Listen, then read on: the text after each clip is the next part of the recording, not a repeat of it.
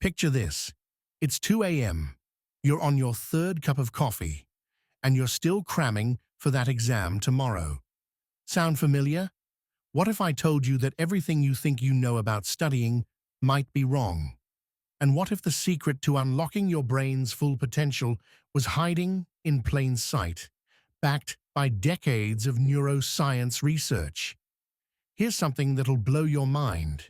While you're pulling those all-nighters, your brain is literally screaming for help. During sleep, especially slow-wave sleep, your brain doesn't just rest, it becomes a memory-consolidating machine. Think of your hippocampus as a temporary storage locker and your neocortex as a vast warehouse.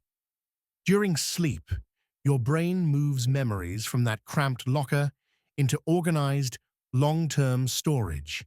Sharp wave ripples in your hippocampus coordinate with cortical slow oscillations, essentially replaying what you learned during the day. This isn't just rest, it's active memory construction. But here's the kicker. If you skip sleep, you're basically throwing away 40% of your brain's ability to form new memories. That all-nighter, it's sabotaging the very thing you're trying to achieve.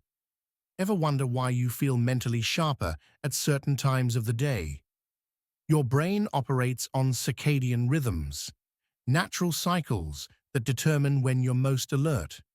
Most people hit peak cognitive performance between 10 a.m. and 2 p.m., with a secondary peak from 4 p.m. to 10 p.m. But here's where it gets interesting. Your brain also follows 90-minute ultradian cycles throughout the day. These are like waves of intense focus, followed by natural dips. The neuroscience is clear. Working with these rhythms instead of against them can double your learning efficiency. So when should you tackle that challenging material? During your personal peak hours. When should you take breaks? Every 90 minutes, whether you feel like you need it or not. Now let's talk about something counterintuitive. Stress isn't always your enemy. Moderate stress actually enhances memory formation through an inverted U relationship.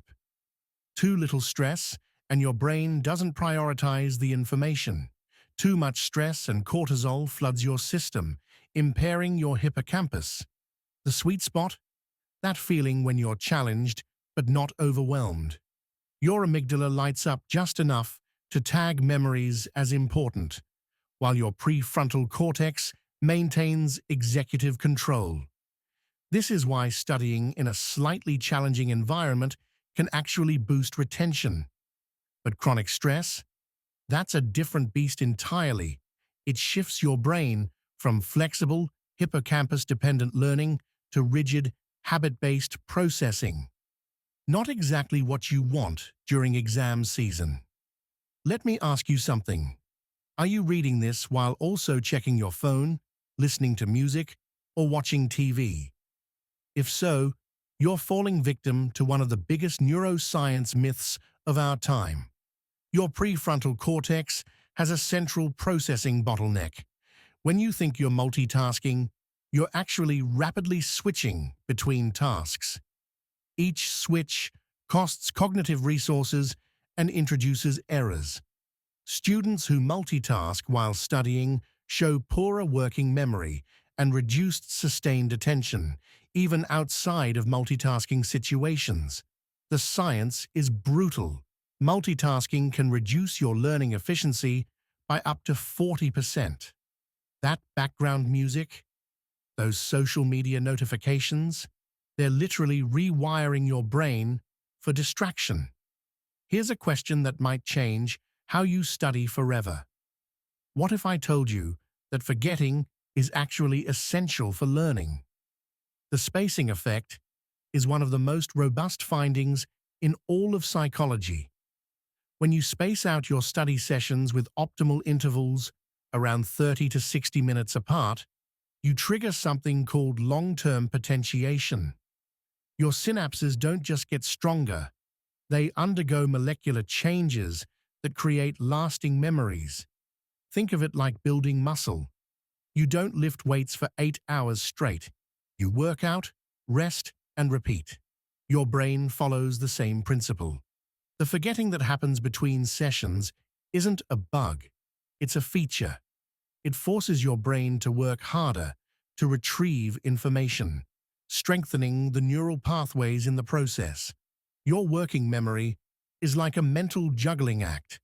It can only keep about 3 to 5 chunks of information active at once.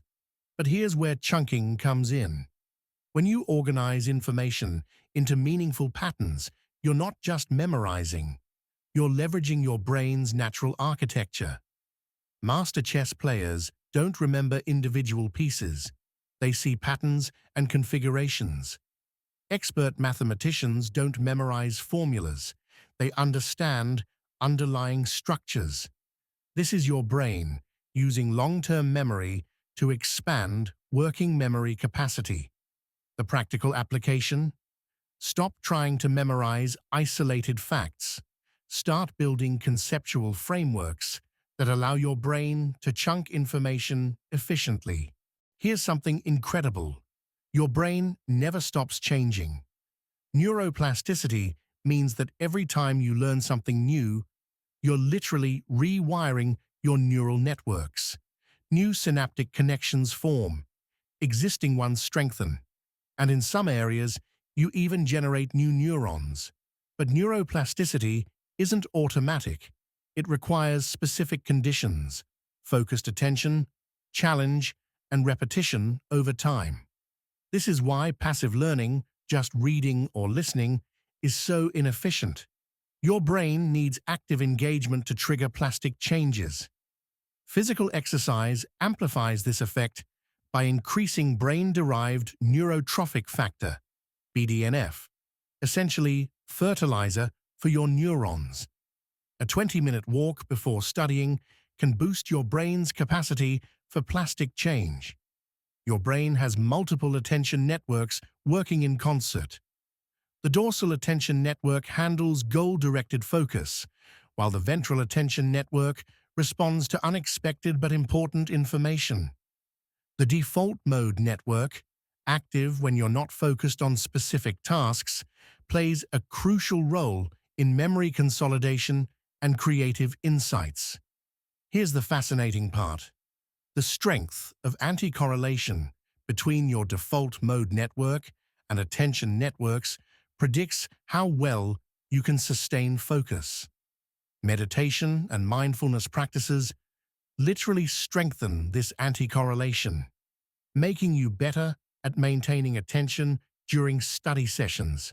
Every time you learn something new, your brain releases a complex cocktail of neurotransmitters. Glutamate drives synaptic plasticity through NMDA and AMPA receptors. Dopamine signals reward and enhances memory consolidation. Acetylcholine modulates attention and encoding.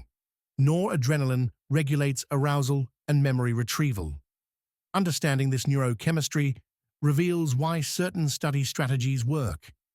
Active recall triggers dopamine release when you successfully retrieve information. Spaced repetition optimizes glutamatergic signaling. Emotional engagement activates the amygdala, enhancing memory through noradrenergic pathways. We're living through a revolution in educational neuroscience. Portable EEG headsets can now monitor your cognitive states in real time. AI algorithms analyze your attention patterns and adjust difficulty accordingly. Virtual reality creates immersive learning environments that engage multiple brain networks simultaneously. But here's the reality check. Technology is only as good as the neuroscience behind it. Those brain training apps, most lack scientific validation. That meditation app, if it's based on solid research, it might actually rewire your attention networks. Not everyone's brain learns the same way.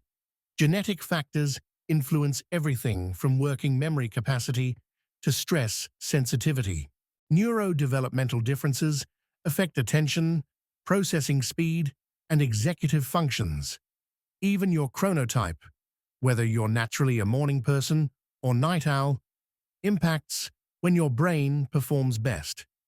This is why personalized learning is the future.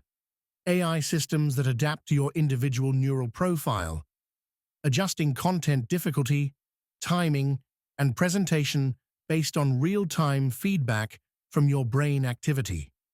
So how do you put all this together? Start with your circadian rhythms.